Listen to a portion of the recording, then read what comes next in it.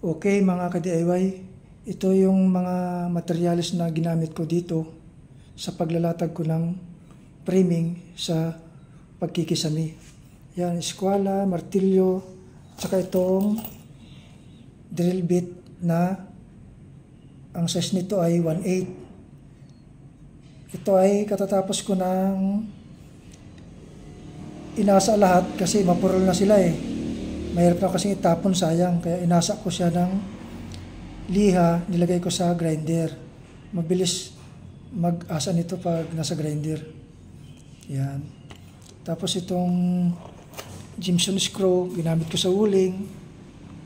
Ang size nito ay 1 inches and 1/2 ang haba, ginamit ko sa uling. Tapos itong yung tools niya, ito po yung tools. Ang diameter ng butas nito ay 6 mm. Kapareho rin nung masonry bits nito. 6 mm din ang sukat nito. Para pares dito sa tools nito. Yan. Tapos yung W-clip naman, gagamitin natin sa metal paring. Ida-W-clip natin sa keyring channel. Ito ay 4 na piraso yung kamay niya. Mas matibay po ito dahil nung nakaraan, nakabili ako 3 piraso lang. Ngayon, 4 na siya. Oh. Matibay siya. Tsaka makapal po ito. 0.7 ang kapal nito. Tapos po yung blind rivets, dapat 1/8 by 1/2 lang gagamitin ko. Pero mas gusto kong mas matibay siya kasi ginawa ko na lang siyang 1/8 by 3/4. Ayan. Then, ito yung hand riveter.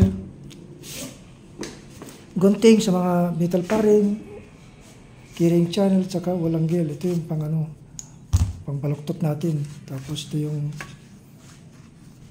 level bar. Tapos ito yung ginamit ko doon sa may uling. Ito yung para sa Jimson screw. Para mabilis tayong maglagay.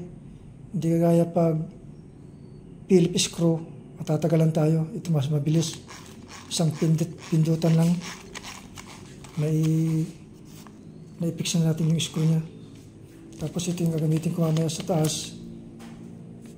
1/8 yung drill bits para sa paglalagay ng hanger. Yan. Tapos yung tape measure, pang sukat mamaya. Okay. Okay mga ka-DIY. Ito yung metal paring na ginamit ko. Corrugated din po ito. Tapos yung kapal po nito ay nasa 0.5. Yan, makapal po yan. Mahirap guntingin pag mapurol yung gunting, mahirapan. Makapal 0.5. Tapos po ito yung keyring channel. Corrugated din. Ay 0.7 ang kapal nito. 0.7. Tapos to yung walang gel po.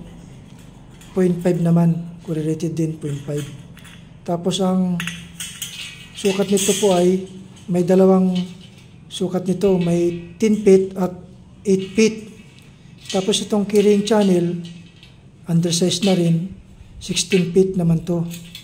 Parehas naman po dito sa metal paring, 16 feet. Pero may konting undersize naman siya. Yan yung mga kailanganin natin sa paglalatag ng kisame. Yan po. Ito na po yung mga ginamit ko kanina. Yung level loss. Yan. Para mas maliwanag pong tingnan pag ganitong kulay. Mas madaling ano mo yung tubig sa loob. Yan. Tapos ito yung kasamahan ko mamaya sa paglalatag ng buong hardiplex. Ito yung kasama ko, 2 piraso. Kasi nag-iisa tayong gagawa.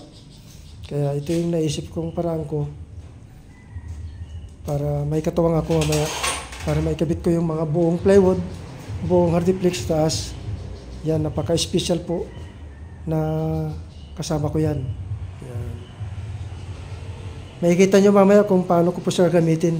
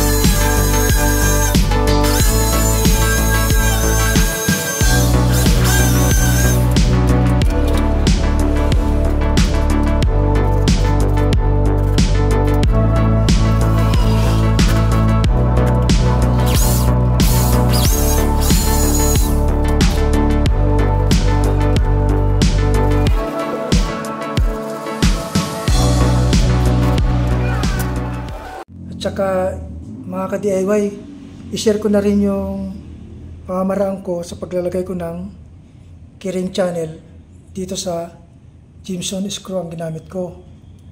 1 inches and 1/2 ang haba nito. Tapos may tok sa loob. Tapos 3 piraso lang pang nilagay ko. Matibay na po yan. Kabilaan po yan. Tapos itong walang angle ko, ang pagitan naman ng Jimson screw ay 1 feet o kaya 12 inches ang layo nila. Ayan po. Tapos itong distansya nitong keyring channel tsaka walang angle, kalibot po yan, kalibot po. Ayan. Para po pag naglagay tayo ng metal paring dito sa pagitan niya ay saktong-sakto. Ayan, walang labis, walang kulang, at hindi siya maglulundo yung hardiplex pag nilagay natin. Pantay na pantay siya. Kahit saan man ang gulo po siya ay pantay. Ayan. Kahit po doon sa mga kabilang gilid, ayun po, ayan, kaikot, isang size po yan yung pagitan na. Ayan. Tapos yung pagitan ng metal paring naman ay 16 inches ang layo ng metal paring. Ayan po. Ayan, 16 inches po. Ayan. Tapos yung bawat guhit ay isakto dito sa gitna ng metal paring pag naglagay tayo. Yan po. Yan. Hindi po natin pwedeng ilagay ganyan yung metal paring. Kailangan nasa gitna siya. Kung saan yung pagitan ng 16, yan sa gitna yan. Kasi pag naglatag tayo ng hardiplex ay dito siya yan, yung dulo niya. Tapos yung kabila naman dulo. Kaya nasa gitna sila yung magsasalubong. Yung pagitan ng dalawang hardiplex. Yan. Kailangan nasa gitna siya. At yung keyring channel ay pagitan din po nila. Ang aking ginawa ay 60 cm. Ayan po, 60 cm siya. Pagitan. Dapat yan po ay 80 sana. Dahil maliit lang naman itong kwarto, pero ginawa ko na lang 60 para mas matibay yung pagkagawa.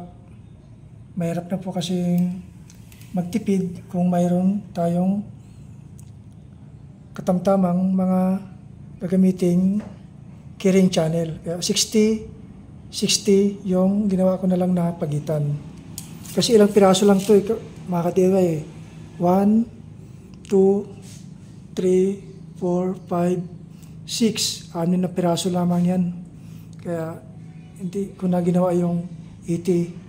centimeter yung pagitan nila. Bale, ito mga ka-DIY ay ang sukat nitong kwarto na to ay makakalatag tayo ng 3 pirasong hardiplex kasi nasa 12 feet yung lapad nito, 12 feet.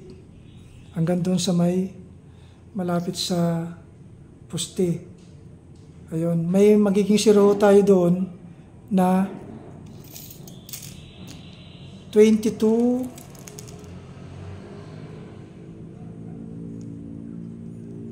Ayan, may 23 cm na magiging zero ko doon sa gilid hanggang doon sa kabilang dulo rin.